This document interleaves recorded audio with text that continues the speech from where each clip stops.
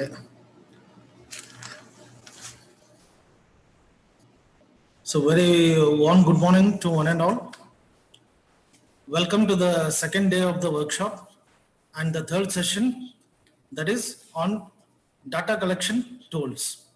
And today's resource person is Dr. Gangadhar Sonar.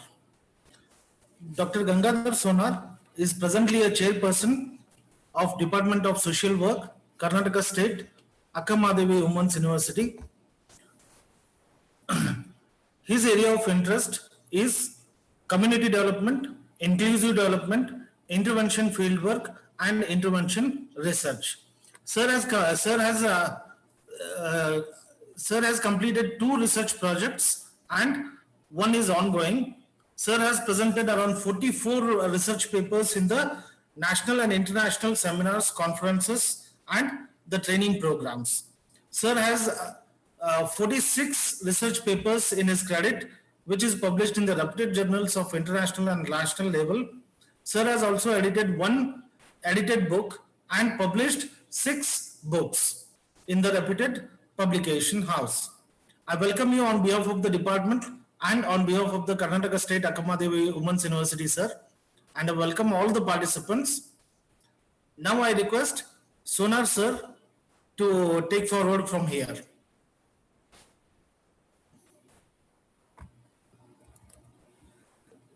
Sir, kindly unmute yourself.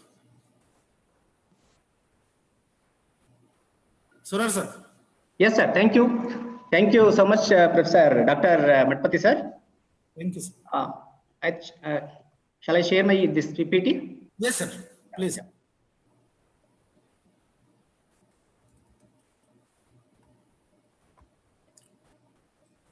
Yeah, it's visible? Yes, sir. It is visible. Okay. Thank you so much, Professor Kamshetty, sir, Dr. Chandrasekhar Matpati, sir, for giving me this opportunity to interact with faculty members and research scholars attending 1 week faculty development programs on very important topics of research methodology and data processing. The topic given to me is tools of data collection. When we talk about theoretical research, this tools of data collection stage is, we see only while going for the field work. But when we actually practice research, we begin our research with selection of a research topic, and then we try to collect literature related to the topic we choose. And then in the process of reviewing the literature, we try to conceptualize the terms and terminologies related to the topic chosen.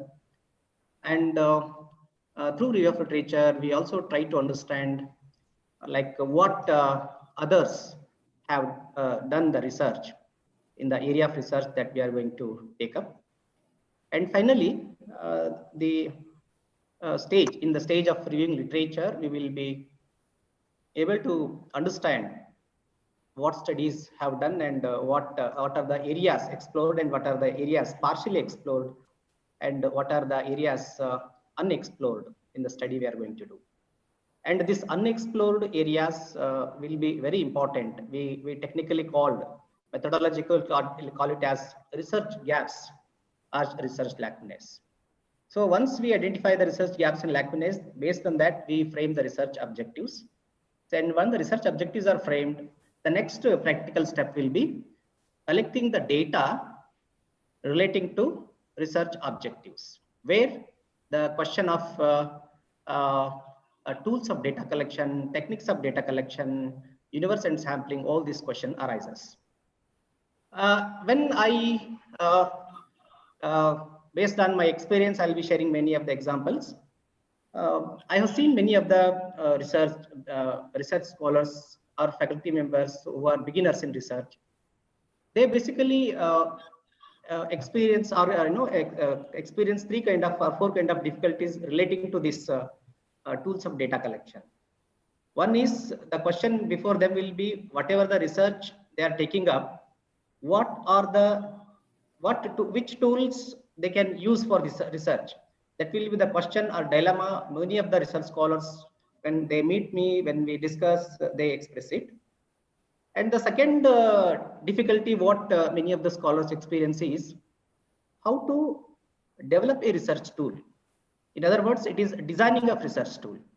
So most of the scholars find it very difficult at this stage of designing of research tools, whether to use a already developed tool or we can develop our own tool on par with the objectives. This will be the dilemma what I have seen many of the research scholars experience.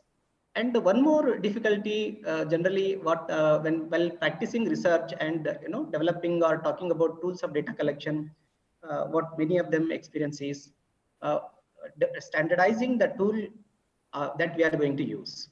So standardization is one more important methodological issue or scientific issue relating to tools of data collection. And what techniques of data collection we can use for our research, that is also one of the important areas where many of the research scholars find it difficult. So I will be trying to speak on my overall today's session. I have arranged into 4 different parts. So this is the outline of my presentation. First part, I will be talking about how important or how significant the tools of data collection we use in research, whether it is social science research or commerce research or business research.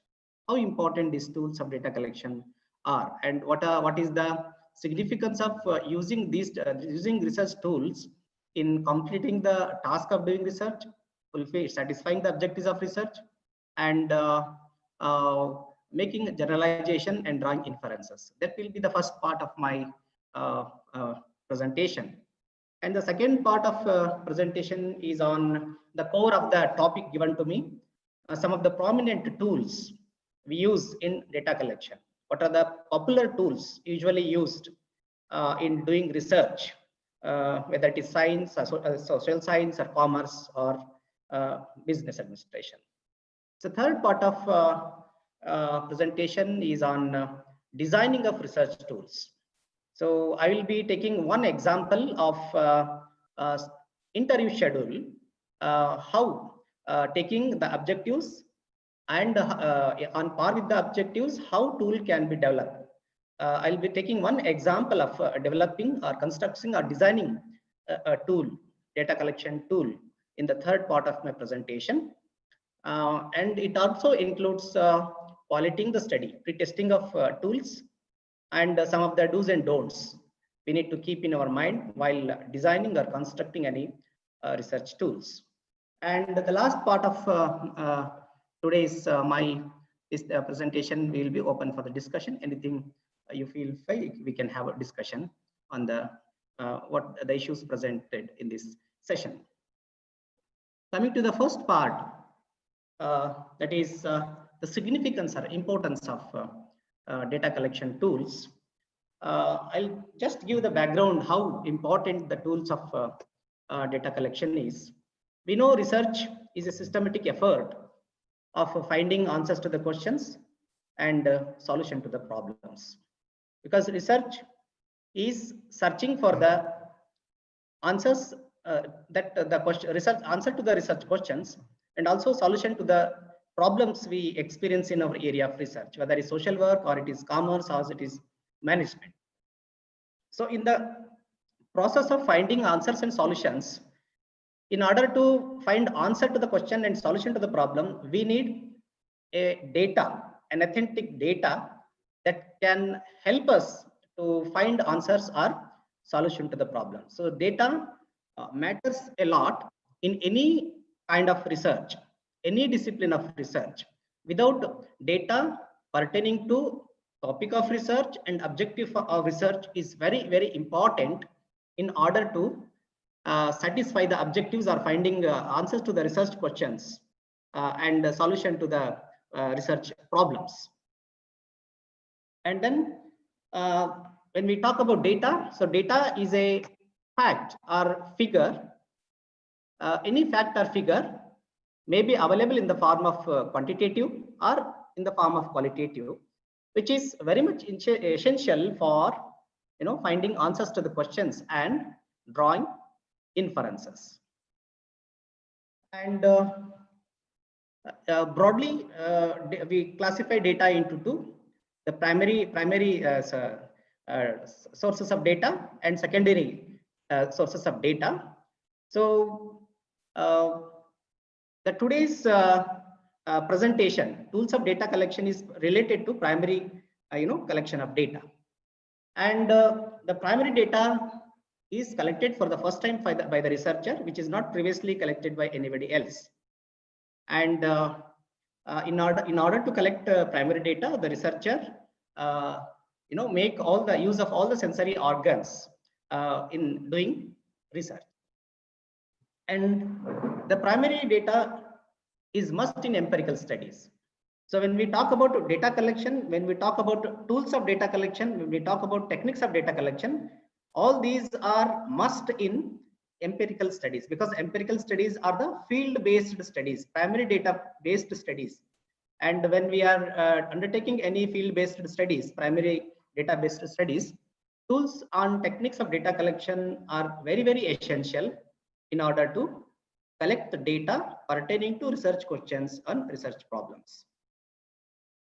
And data collection is an important activity of research.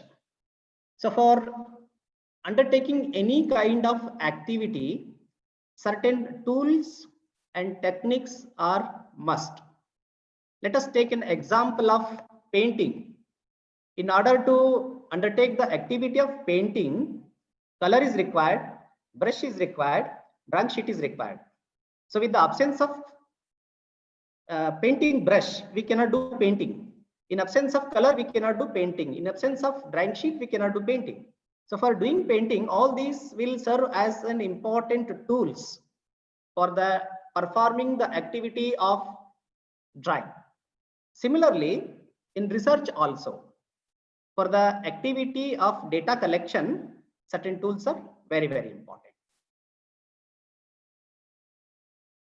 So for performing the activity of data collection, instruments are required. So tools are nothing but instruments which are essential for the researcher to perform the activity of data collection successfully. In the absence of instruments or tools, the researcher will find it difficult to collect primary data. And one more important aspect is using appropriate tool is also essential to get proper data. For example, if you have taken any undertaken any research study, maybe commerce people have undertaken research study on the farmers, agricultural farmers. So usually majority of the agricultural farmers, they are found in the rural areas, and their educational background is many of them are illiterates. If you prepare a questionnaire kind of tool for the farmers to collect primary data, it will not be possible for the farmers to read the questionnaire, understand the questionnaire, and give the responses in the form of writing. So what I'm trying to say here is that when we are planning for designing research tools in our research, we should keep in our mind who is the respondent, what is the background of the respondent, and what is the nature of study. So in this context, using proper tool is a must. Using proper tool is a must, because for writing purpose, we have pen, we have pencil, we have sketch pen, we have marker. And to make a signature, we cannot use marker. And to make a painting, we cannot use pen. So like that, using appropriate tool is very important, because when we take up any research study, it should be taken up in a spirit of scientific and scientificity and objectivity. So in that context, using appropriate tool is very, very important for the researchers. And which tool to use depends on the type of respondent, nature of the study, as I just mentioned. So when we are taking any research study, we should be well aware about the nature of study and the type of respondent we are going to have. So based on the nature and the type of respondent, we should design, we should go opt the right and appropriate tool as well as technique of data collection.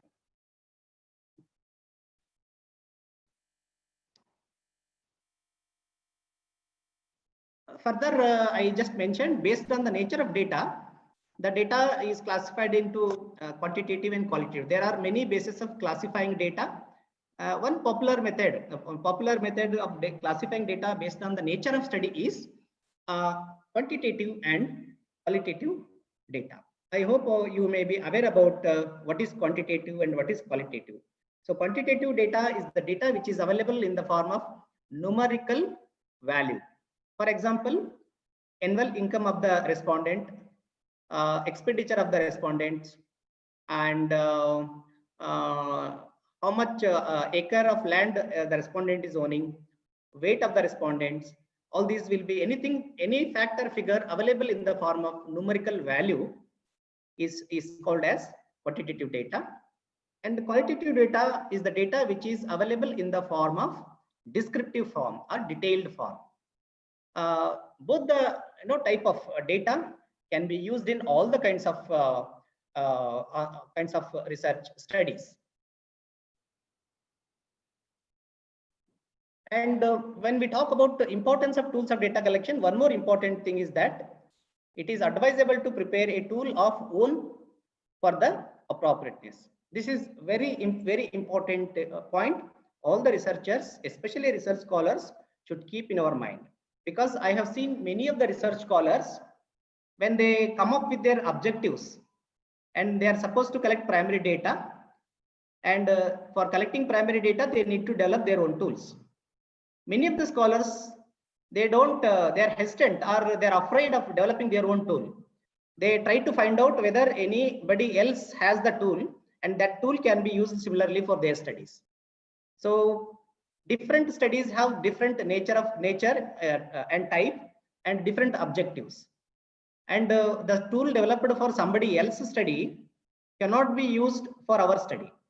So what is important here is, for doing any research study, when we are supposed to use the tools of data collection, we should develop our own tool, because our objectives will be different from the objectives of other. Topic will be different from the topic of others. So it is always advisable to develop our own tool, so that the tool used will be appropriate one, and through that we will be able to collect the quality data for our research.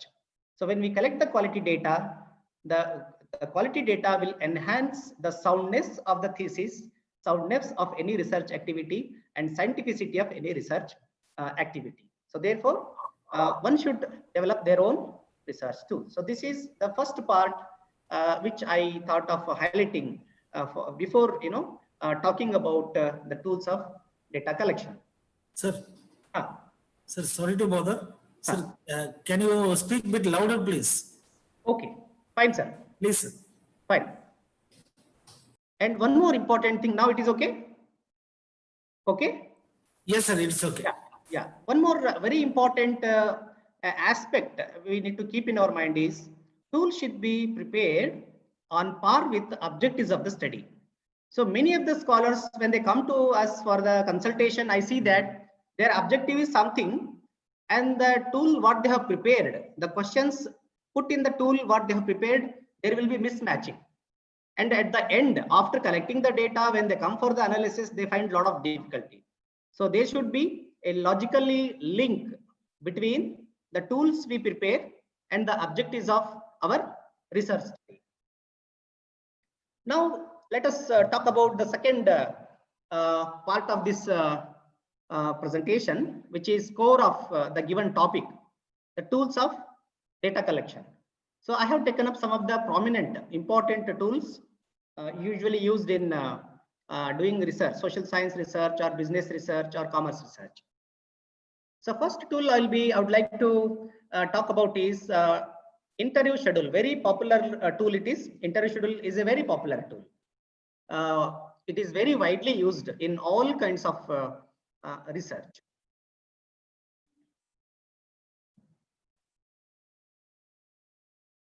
And in order to use this tool, interview schedule, using interview technique is required. So we talk about the tools and technique. Tool means the instrument what we are using. Tool is a bit of tool is an instrument which has got the cluster of questions on par with the objectives. But how we use the tool is something the technique. So in order to use the interview schedule, we need to make use of interview technique. So interview technique is the technique. It is a purposeful interaction between the researcher and the respondent, wherein the researcher will be asking questions present in the tool to the respondent, and the respondent will be answering to the questions of researcher orally and verbally. And then the researcher will take note of those responses and write in the interview schedule. So this is the interview schedule we use in the help of interview technique. This tool is suitable if the respondents are not illiterate. So I was just mentioning, if our respondents are illiterates, if they are not educated, so we cannot go for the questionnaire tool or technique. So we have to depend on the interview technique only, because we will be asking the respondents the questions orally, and the respondents will be answering to the questions of respondents orally, and then we will take note down the data or the information given by the respondents. So this tool interview schedule is most appropriate if the respondents, majority of the respondents are, all of them are not illiterate or illiterates. If they are illiterates, not literate. And it is also useful if we have the availability of adequate time and resources, because for conducting interview, researcher has to go to field, to the doorstep of the respondent. So depending upon the universe and sampling, we need to visit to the respondents at different maybe different localities, different villages, different urban wards and all that. So for conducting interview, we need adequate time. Interview cannot be completed in very short duration of time. Usually in social science research, social work research, we take more than 6 months of time to conduct interviews with a sample of 400 to 500 respondents. So therefore, if you have adequate time, then only you should use this technique of interview schedule. And one more thing is very important here is you should also have adequate resources. Resources in the sense you should have some for doing field work, you need to have some financial support, transportation support, and all other supports. If the project is huge, if we are undertaking any major research projects supported by UGC ICSSR, in such cases we hire the field investigators, to visit different places and collect data simultaneously. So if you want to take up interview schedule as a tool, you should keep in your mind that whether you have got adequate time and resources, that you should keep in your mind. If you don't have adequate time and resources, either you should reduce your sample size, or if the respondents are educated, you can go for some other tools. And interview schedule is the complete list of questions prepared by the researcher based on objectives of the study. So I was mentioning in the earlier slides, interview schedule is nothing but a schedule of questions. Researcher prepares questions keeping in mind objectives of the study. If you have 3 objectives in any study, so one objective will have some questions, second objective will have some other questions, third objective will have related questions. I'll be demonstrating developing one interview schedule in the third part of my presentation, how the interview schedule is developed on par with the objectives of the study, and what are the procedures followed, what are the steps to be followed, and how it is developed in a scientific and methodological way, and what is policy study and all that. And the questions are prepared in section wise or objective wise, keeping in mind respondents' time consumption. So when we prepare any interview schedule, we should prepare questions according to objectives of the study. That is one. Second important point here is, we should keep in our mind respondents' time consumption. I have seen many of the research tools prepared by the research scholars, and they come to us to show, to give our comments. Some of the research scholars prepare too many questions, 150 questions, 200 questions.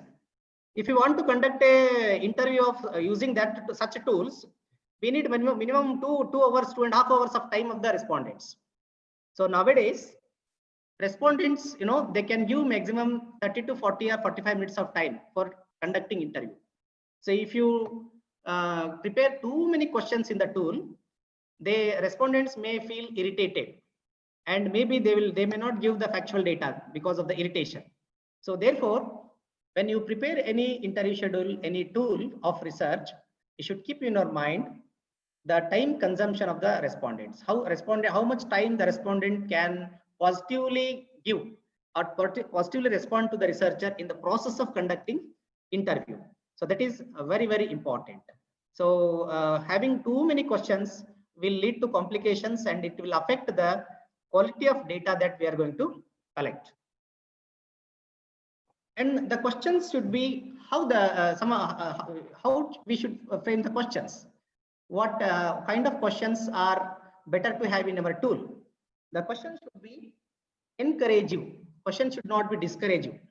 The way like how police people instigate with the criminal. The question should be, by reading the question, they should be feel encourage you, and they should develop a curiosity, and they should also have develop attention about the questions, and the question should also be easily understandable.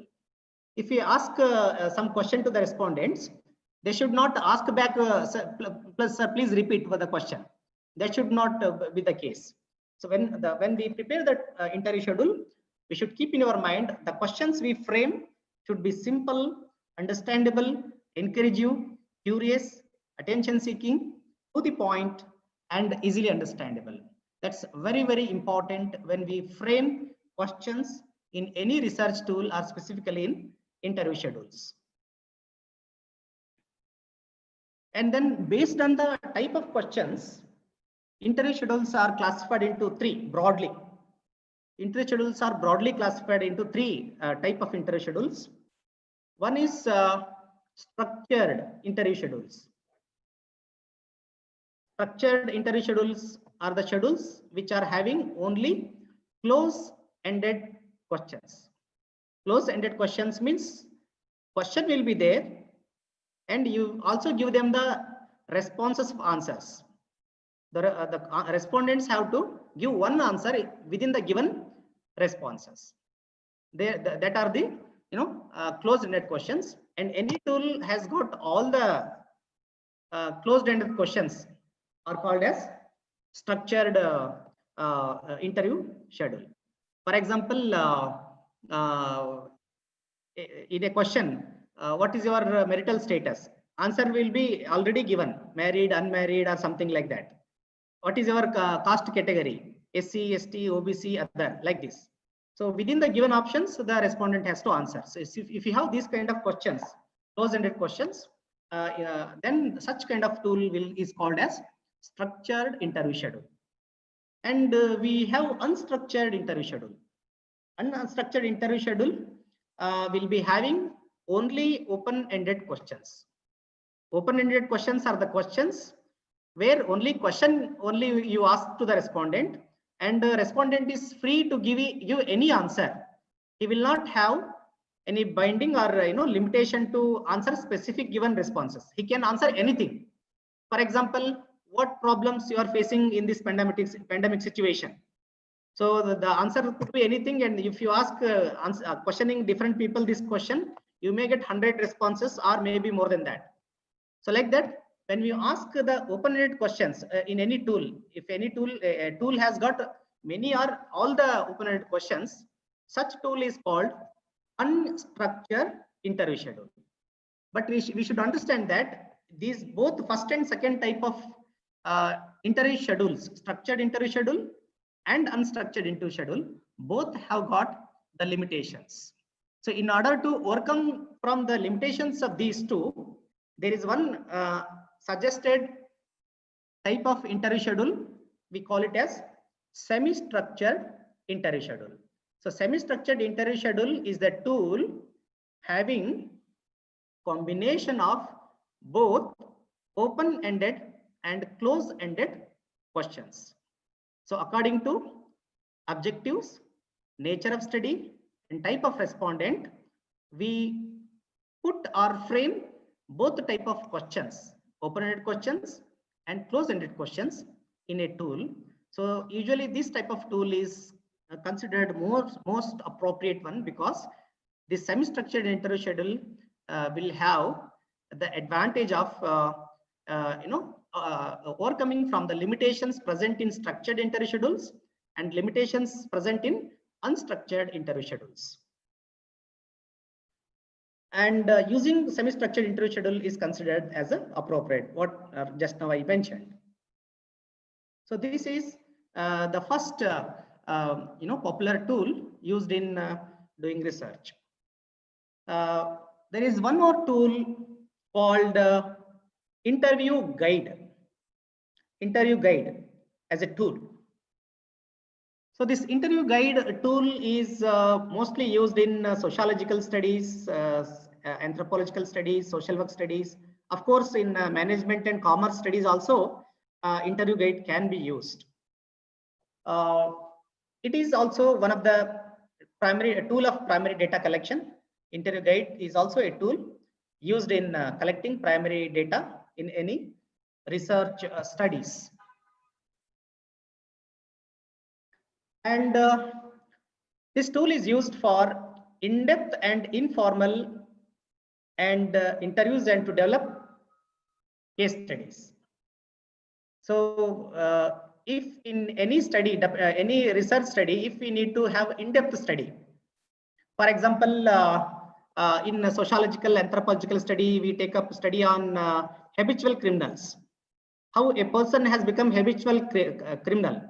For that, we make an in-depth study of that particular criminal.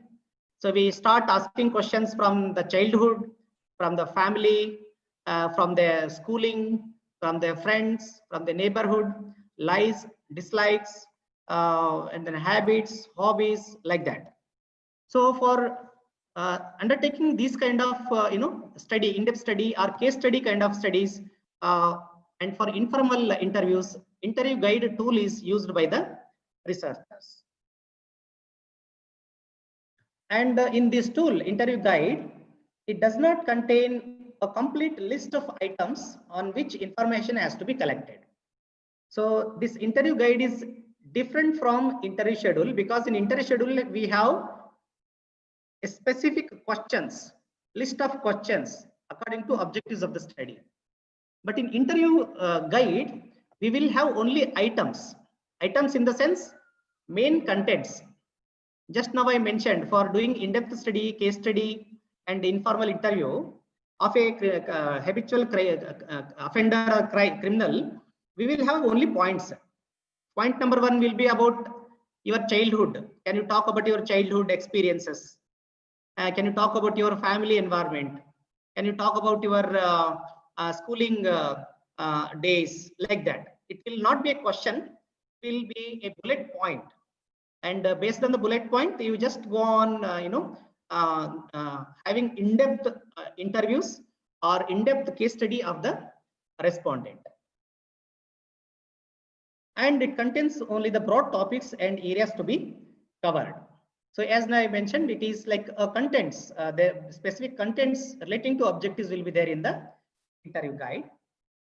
And this tool, interview schedule, is also called as checklist.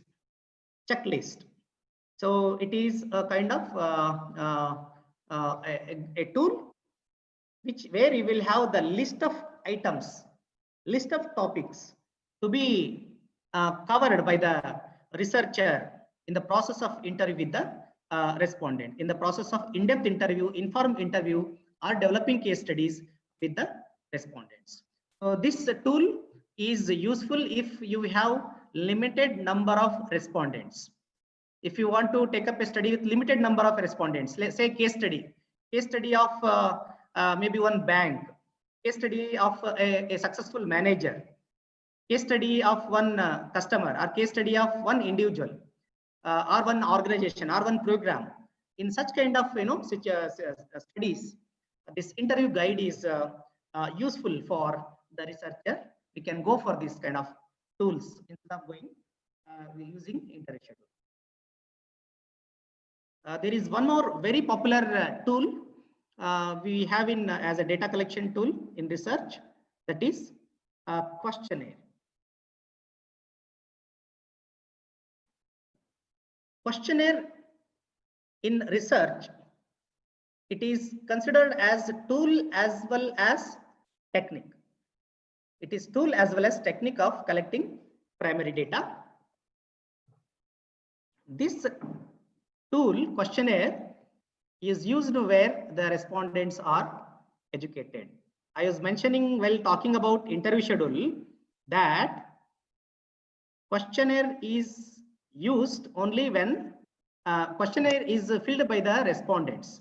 Interview schedule is filled by the researcher. This is the basic difference between interview schedule and the questionnaire. So here, questionnaire is the technique or a tool used in a situation where all the respondents are educated.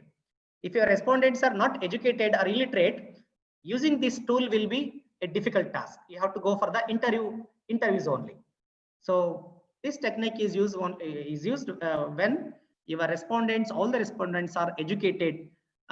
They are capable of reading, understanding, and writing back to the questions if it is given to them. And this tool is filled by the respondents. Questionnaire is a tool in which the answers are given by the respondents, not orally. Answers are given by the respondents in the written form. They write. They may write with the pen, or they may write electronically in the soft copy that we supply as a questionnaire. So this is very important thing we should keep in our mind. This tool questionnaire is filled by the respondents. They write back to the answers of the questionnaire. It is also useful in case of limited time and resource. You want to take up a larger study and you have very limited time and you have limited resources. You cannot visit to the field. If you cannot visit to the field and you have very limited time and your respondents are educated. So in such a situation, this tool questionnaire is very, very useful. Because why it is useful? Because by using questionnaire, we can collect the data from the respondents simultaneously. For example, if your respondents are 100, you can collect data from all the 100 respondents in a single simultaneously at a time. So that is possible when you make use of this tool. And if you don't have much of the resources like traveling, field work and all that, this tool is so economical also. It requires very limited resources. Whereas if you compare with interview schedule is expensive, where field work is required, journey is required, staying is required, many things are required. But for questionnaire, there is no requirement, there is no need of doing field work at all.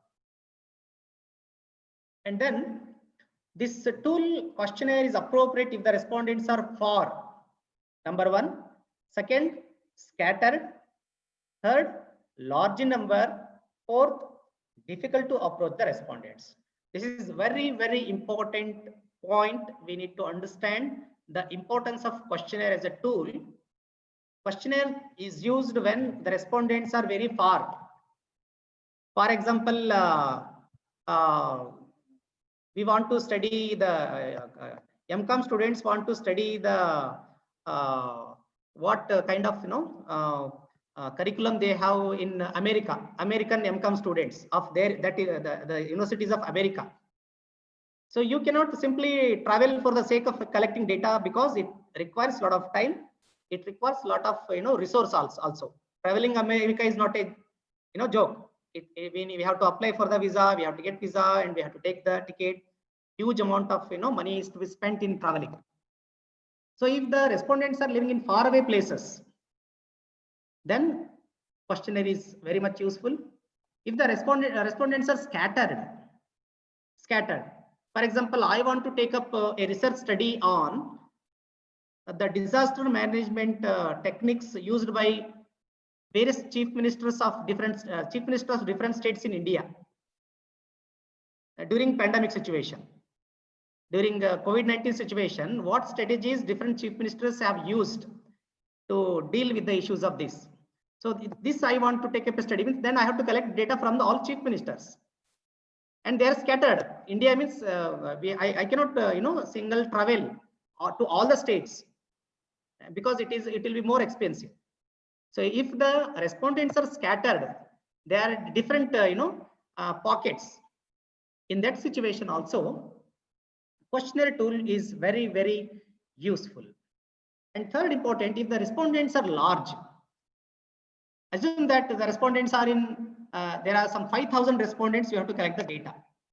Number is huge. 5,000 respondents, you have to collect the data. In that situation also, interview is not advisable, because interview will be costly and time consuming, and it is very difficult.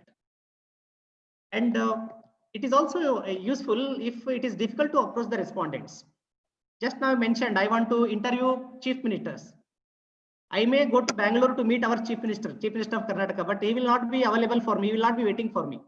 So I have to take his appointment. For that I have to wait. So therefore, approaching some officials, some ministers, chief ministers, or if you have respondents like that, will be very difficult. So in that situation, this questionnaire technique tool is considered as most appropriate. So therefore, the questionnaire technique is most appropriate when your respondents are living in faraway places and they are scattered at different geographical locations.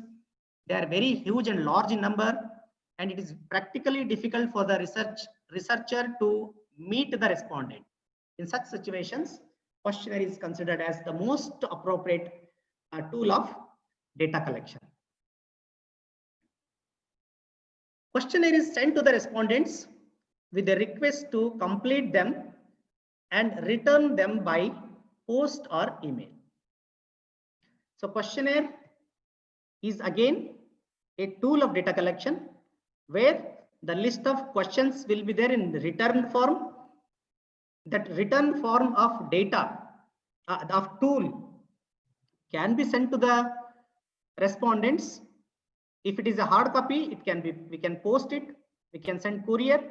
If it is a soft copy, we can send them through email, so that the respondent will read the questions or download the file and read the questions and write his answers to each questions of the questionnaire.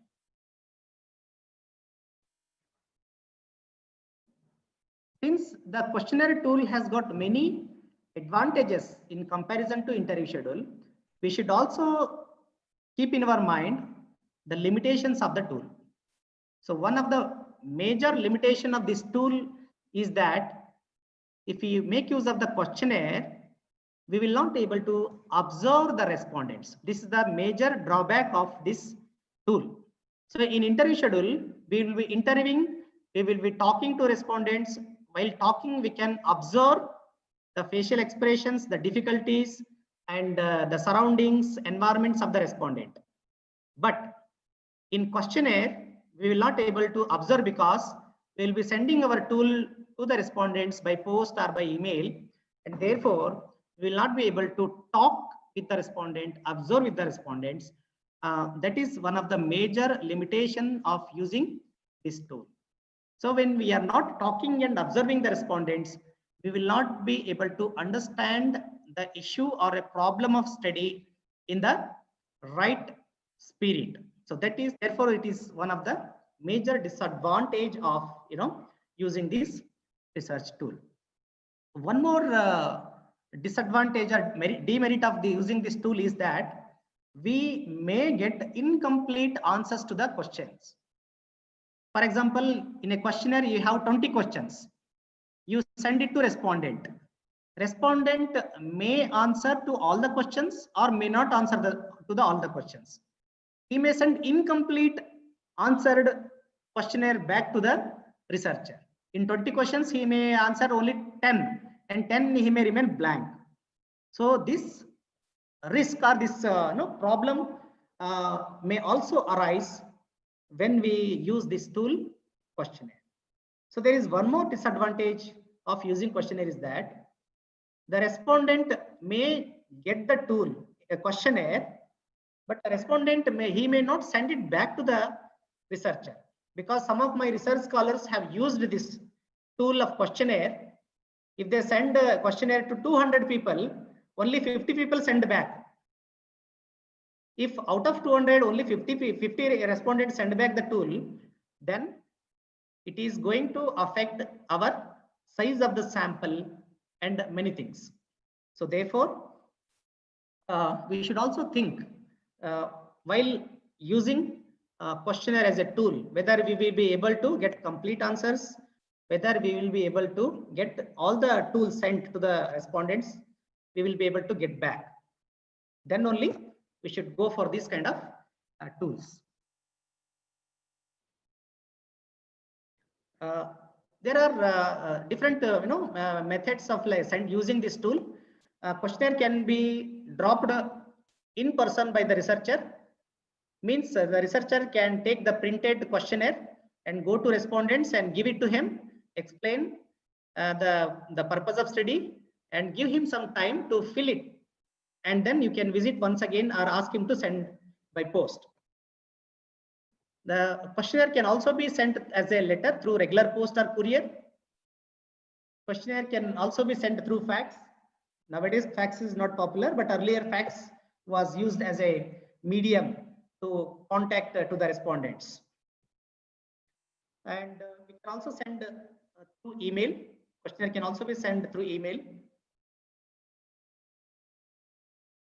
In some of the studies, questionnaires are published in the newspaper to reach the larger respondents.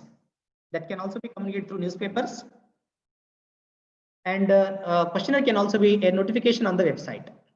So nowadays, many online tools have been emerged, and the researcher can make use of that. There is one very popular online survey is done using Google Forms. You may be aware about registering yourself for different webinars and for the workshops. Maybe for this workshop you have filled one form, online form, which is developed in the Google form. So questionnaire can also be in the form of like Google form. It can be used to reach the respondents and collect their answers. Apart from this, we have one more tool, a very important tool we use in different streams of research, that is observation schedule. As the schedule itself speaks, in observation schedule, by using the schedule, researcher is expected to observe the respondent and the respondent's surrounding environment related to research topic. So this tool, observation schedule, helps in recording real life situation through observation. So through observation, we will be trying to understand the real life situation, the facts and factual things that are there around the respondent. And observation is useful where interview is not possible. Where we will not be able to do interview, observation will be very important tool as well as technique of data collection. Let me give an example. Social work students conduct a research study on very different problems. There is one problem called hearing impairment. Deaf and dumb students, there are many dumb students or people in the society. So if you want to conduct a research study on the problems faced by deaf and dumb children, so deaf and dumb children, they cannot listen, they cannot talk. So in that situation, interview is not possible. Interview cannot be conducted at all. So where interview is not possible, observation is helpful or useful to gather the data related to our research study. So observation schedule is a schedule which has got the list of things to be observed and recorded. The list of issues, aspects to be observed by the researcher and recorded. And the one important advantage of observation tool is that observation helps to triangulate the facts collected from other tools of data collection. So when we do interview as a researcher, we ask questions to the respondents. Respondent give answers to the questions asked by the researcher. But whatever the responses given by the respondents not necessarily be 100% correct, especially when we make socio-economic surveys. When any government official or in government projects, we visit to the community, in whether it is rural or urban, if we ask about their socio-economic status, many of the families and respondents, they don't reveal the factual information pertaining to their economic status. If we ask how much, what is your economic condition, or what are your savings, what are your expenditures, so what is your income, people will hide some of the things. They will not tell everything. They will not give exact answers to the respondents. In such situations, observation helps. So if we go to the households to ask their economic status, if we ask them what is your annual income, they will say some annual income.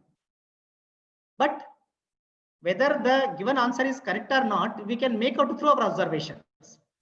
What kind of house they have, whether they own house or not. If they own house, what kind of house they own, whether it is RCC or it is a semi-pakka or it is a kacha kind of house. How many rooms are there? What is the quality of construction?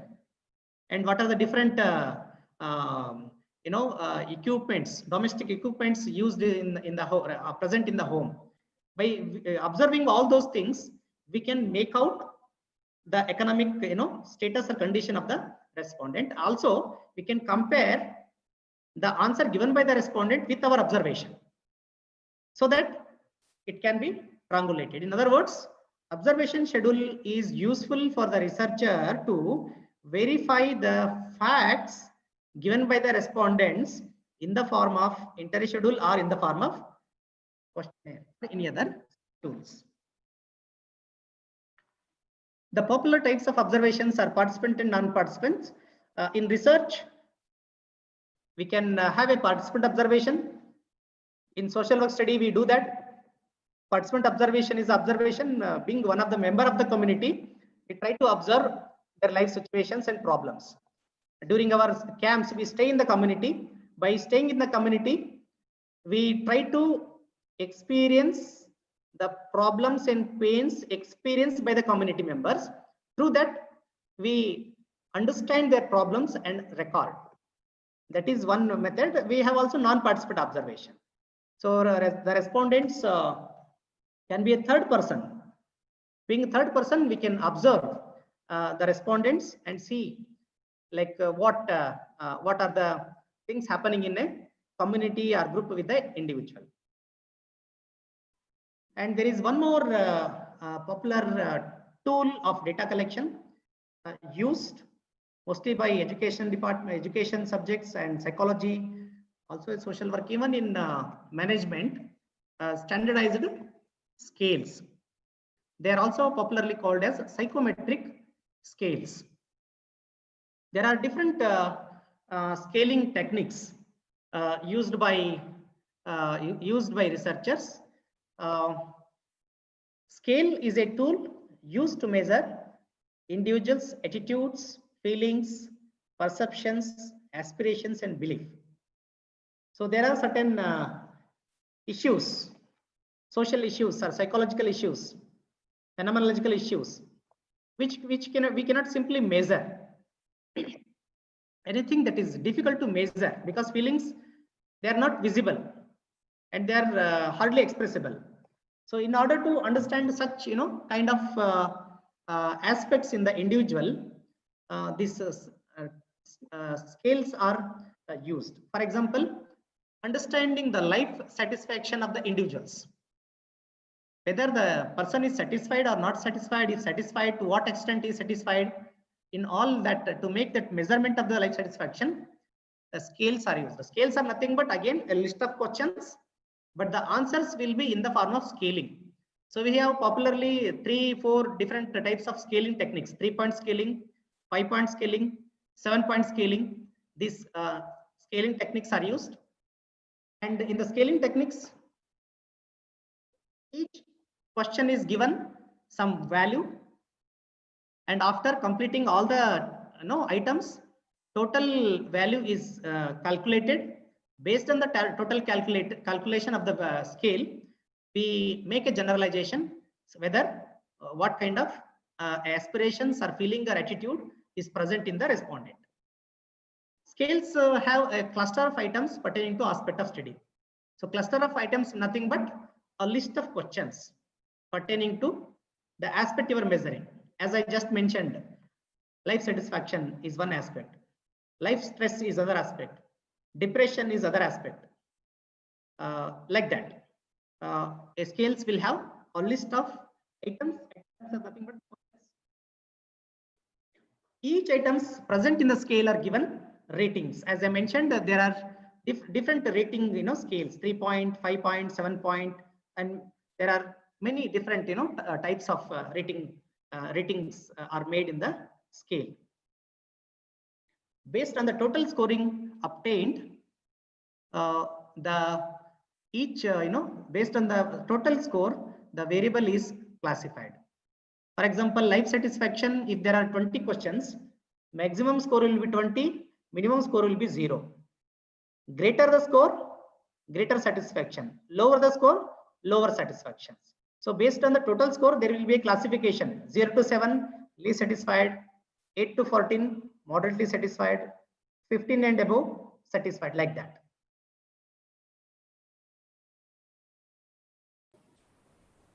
It is advisable to use the standardized scales. I have seen many scholars use scales simply available in the website. Every standardized scale will have its own reliability, validity, measurement technique, and all that. So without a standardized, without a proper manual, we call it a manual. A manual is a description of the scale, which will explain how the scale is developed and how the scale is standardized. It will give the description of reliability, validity, and scoring pattern and all that. So if you have a scale with manual, then only you should use it. Without manual, if you use the scale in your research study, you will find difficult at the time of analyzing the data. Now, let us talk about in brief how the scale is constructed, or designing of not scale, the tool, designing of research tool, whether any procedure is there, and what are the steps followed in constructing a research tool and all that. For designing any research tool, the basic preliminary requirement is in-depth review of literature is a preliminary requirement to construct or design any research tool. So I was mentioning in the beginning also, review of related literature is very, very important for several advantages, for several reasons in doing research. So in order to construct the question, I've seen many students, when we ask them to prepare their own research tool or interview schedule, they'll not able to prepare a list of questions. They'll block after some 3-4 questions. Why it happens? Because they never ever did a review of literature. So the review of literature is very, very important, because through review of literature you will get proper conceptualizations and of terms and terminologies, number one. Second, how other researchers have used, what kind of tools and techniques, that you will come to know. And then third, you will develop an idea of the area of questions, cluster of questions, with the help of review of literature. Therefore, preliminary review of literature is a must for developing your own research tool. Take number of empty papers as many objectives. So assume that you have 3 objectives, objectives of your study. So you should take empty papers, as many as empty papers as many as you have the objectives. So I am in this presentation, I am giving example of 3 objectives. If you have a 3 objectives in your study, take 3 empty papers, white papers first, and then you start thinking about your objectives. And if your objectives are 3, you have 3 white papers, take first paper and write objective number 1, and then you take second paper and write objective number 2, and take third paper, write objective number 3. And then you think based on your review of literature, reading, discussion with your guide and discussion with the experts, your observations relating to your research study, your own experiences, and start writing down the possible questions related to objectives. Take objective 1, think what question can be asked, write down. Take objective number 2 paper, think what question can be asked, write down. Take third objective paper, think what possible questions can be raised, just note down. So this is the one method of developing your own interview schedule or any research tool. And then in each paper you can limit your questions maybe up to 10 to 15.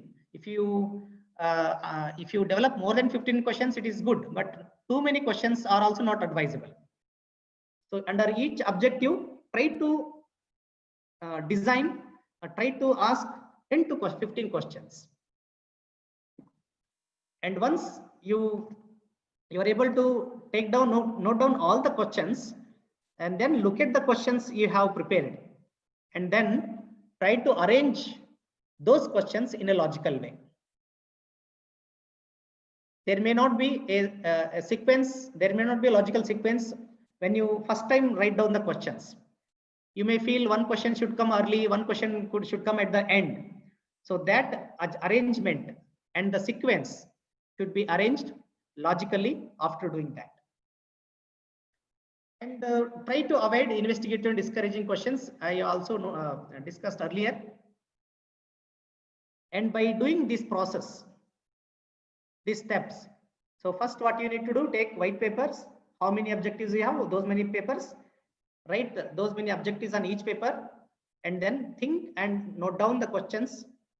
And after that, arrange the sequence, rearrange the sequence, and then finalize the tool at your end. But that will not be the finalization of the tools. Further, show it to experts, maybe your research supervisor or any other experts who can give you a constructive suggestions to improve your research tool. Afterwards, you need to go for the policy study. So this is one example how I have formulated a tool just to make you understand. Objective 1 is to understand the personal background of the elderly. So these are the questions I thought related to objective 1. These questions can be asked. Name, age, gender, caste category, religion, marital status, family background, educational background, occupation, domicile, present living arrangements, annual income, etc.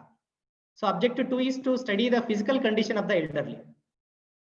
So the review of literature and my observation and discussion with the elderly helped me to frame these questions. Physical conditions, can you see properly? If no, what is the status? Whether treatment is taken? Can you listen properly? If no, what is the present status? Whether treatment is taken? Can you chew food properly? If no, what is the status? What treatment is taken? Do you have joint pain? If yes, what is the status? Whether treatment is taken? And any other physical issues if you have. So like that, related to the subjective physical condition of the elderly, these questions can be, these questions are framed and arranged in a logical way. Objective 3 may be to suggest interventions for improving physical condition of the elderly. So here, do you know about yoga? Yes or no? If no, would like to learn about it? Yes, no? Do you know about the balanced diet? Yes or no? If no, would you like to learn about it? Yes or no? Do you know about the meditation? Yes, no? If no, would like to learn about it? Yes, no? Do you get quality of food? Yes, no? And if no, do you need to support? Do you need a support in this regard? If yes, what support you exactly want? So this is how I have given the demonstration of 3 objectives and formulation of the questions of interview schedule. And then last part of this construction of tool is policy study. You may be knowing out a policy study is a small scale replica of the main study. Before you go for the main study, you see the suitability and adaptability of tool you have prepared to make necessary additions and deletions, because the questions you have prepared may not be relevant to the field, to see the suitability of time frame and all that.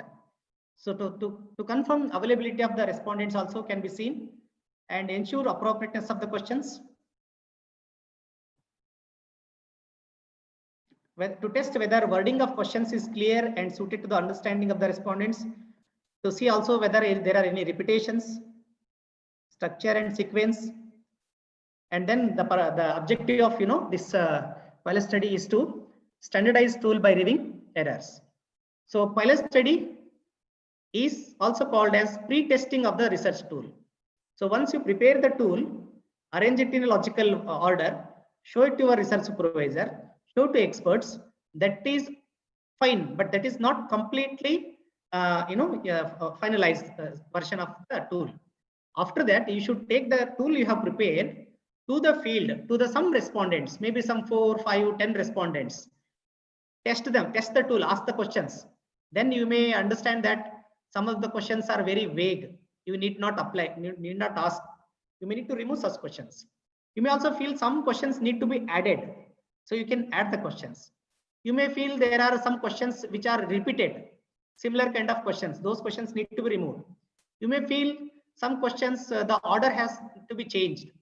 So you can arrange the order of the questions. So this is the process, this is the important methodological step in construction of the tool. Only with the pilot study will standardize the tool with necessary additions and deletions and removing the errors present in the tool. There are many things. I think I stop here. Now we can open up discussion. It's another 5 minutes is there. Yes, sir. Thank you. Thank you so very much for this wonderful information. Sir, we do have some questions from our participants. Please. So on behalf of them, I would be asking you the questions. Fine, sir. Yes, sir. So shall we start, sir? Yes, sir. So the first question is from Dr. Kiran.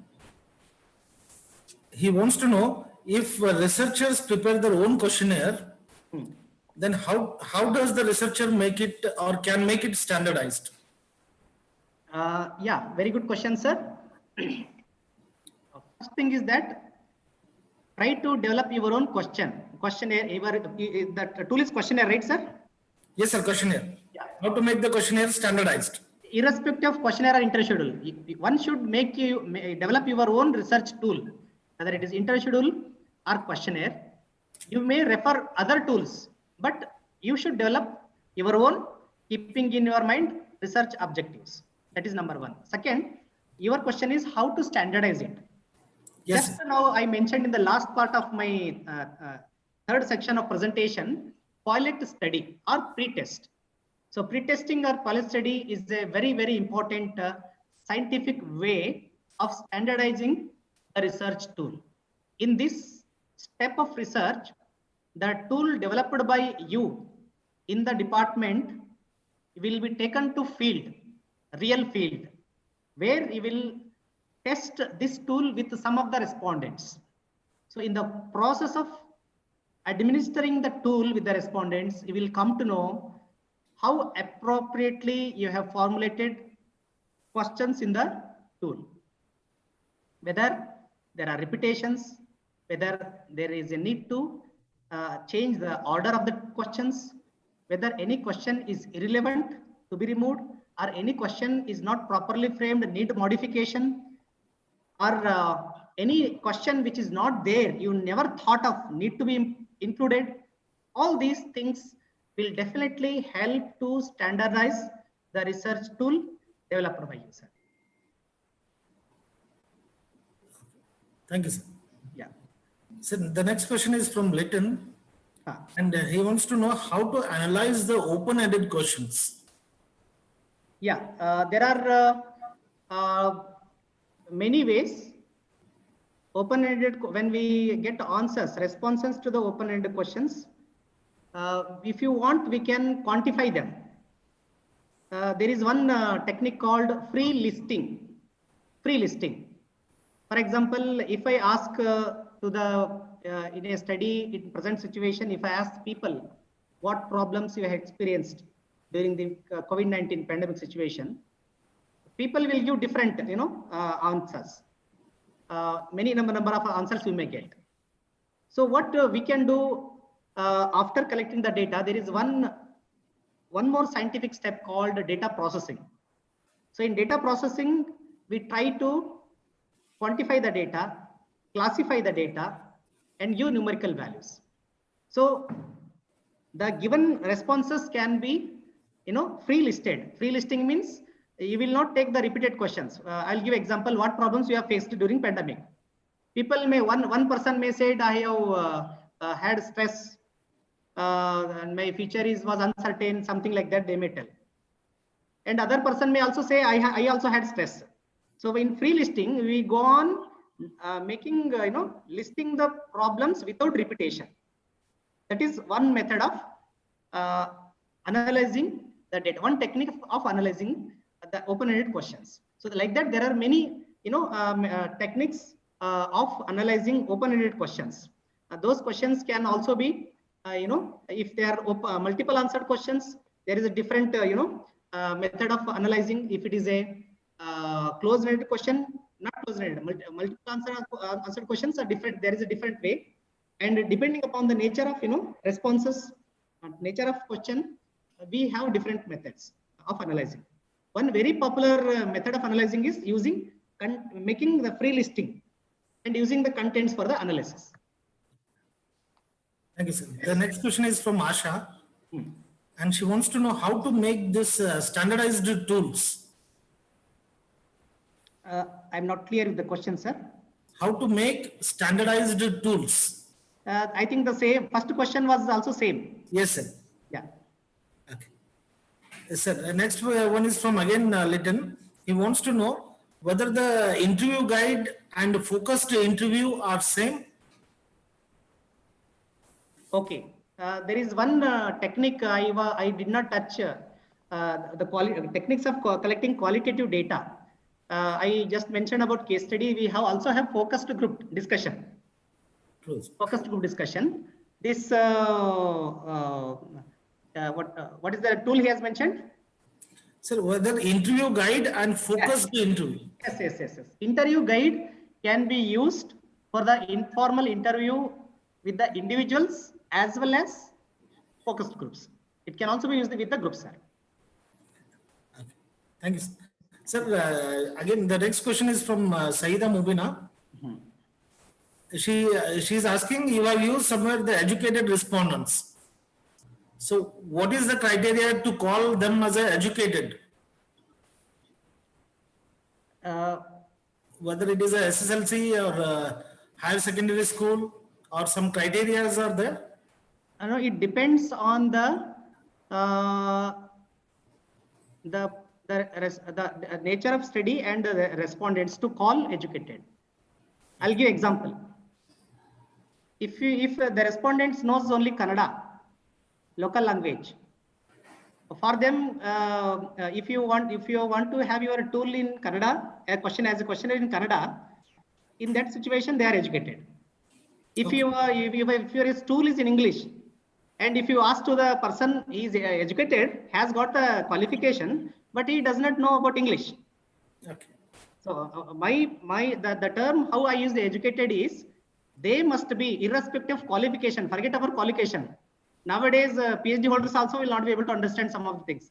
I'm not talking about that. So the meaning of using the term educated is, they must be able to understand the questions.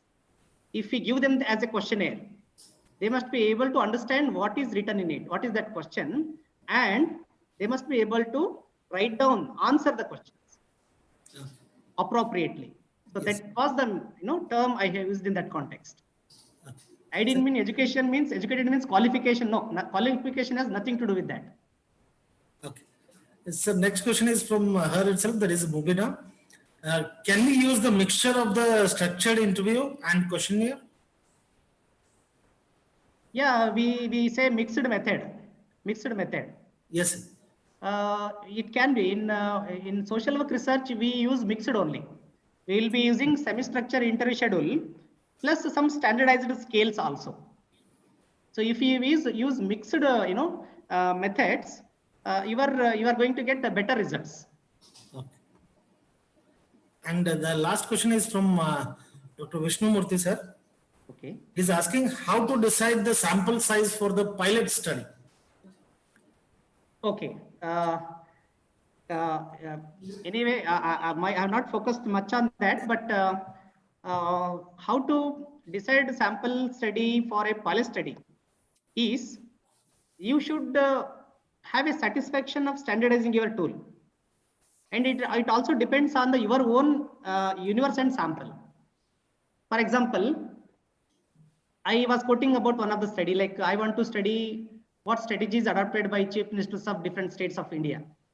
How many states we have? Those many only chief ministers are there. So to test that, assume that how many states are there, sir? Matpal sir, can you tell? Assume that there are some 40 states. I don't know exactly. 40 states are there. So respondent is just only 40. So not necessarily based on that number, we should limit our sample size for pre-testing. To test the tool adequately, I think sometimes 2-3 members are also 2-3 respondents also enough.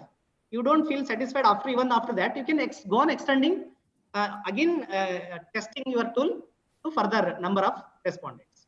In some of the cases, we may go for up to 20-25 also respondents. So it again depends your nature of study, subject of study, and respondents and all that. In some of the cases, respondents are only 4. In case study method, we have only 4 respondents. Then how many will test? Pre-testing will be done. So it depends on the type of study. My only submission here is that your question is, until the purpose of doing pilot study is to standardize your tool. Whether you are able to standardize with those many number of interviews, pre-testing or not, you should decide. Your guide should decide. If you are not satisfied, you should go on extending until you get satisfaction. Yes. So thank you so very much. You have answered all the queries and questions of the participants to the fullest satisfaction, I hope. And once again, I would like to thank you on behalf of our Department of Management and on behalf of Karnataka State Akkamadeva Women's University and on behalf of all the participants who are attending this 1 week workshop. Thank you so very much, sir. Yes, sir. Thank you, sir. Thank you for this opportunity. Thank you, sir. And my dear participants, the fourth session of this workshop would be at 3 p.m. and the resource person for that would be Professor S.B. Madgi, sir. He is a well-known statistician and a very good speaker. So hope we'll meet again at 3 p.m. today. And the topic for him would be sample selection and sampling design. Thank you.